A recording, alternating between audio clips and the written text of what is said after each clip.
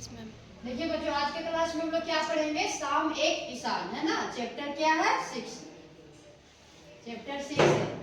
तो देखिए इसमें चैप्टर 6 का ये क्या है?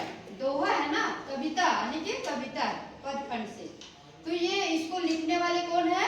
सर्वेश्वर दयाल सक्सेना, है ना, लिखे हैं। इन्होंने साम एक किसान के बारे में लिखा है। साम में क्या क्या कैसे होता है, कब क्या सूरज ढलता है, उसके बारे में बहुत अच्छा से बताए हैं सर्वेश्वर दयाल सक्सेना, है ना।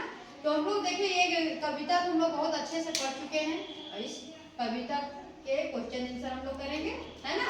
शाम का दृश्य, शाम का दृश्य अपने घर की छत या खिड़की से देखकर बताइए।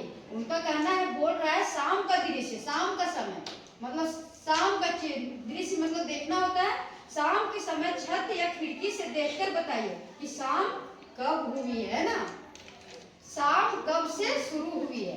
तो बोल रहा है जब सूरज ढलने लगा, जब सूरज ढलता है तभी ना शाम होता है।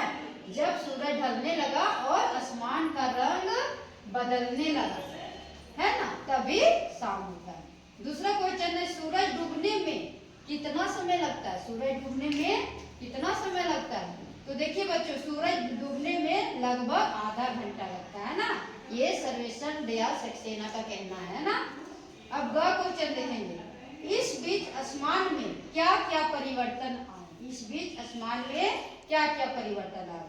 आसमान का रंग नीला से नारंगी और फिर काला हो गया। आसमान का रंग कैसा हो गया? नीला पहले हुआ, फिर नारंगी और फिर काला हो गया। चिड़िया उड़ती हुई दिखाई दी, चांद और तारे निकल आए थे। जिस समय उस आसमान का रंग नीला से नारंगी हो गया और फिर काला हो गया, उसके बाद चिड़िया उड़ती हुई दिखाई देगी ना, चांद और तारे निकल आए, है ना, चांद और तारे निकल आए।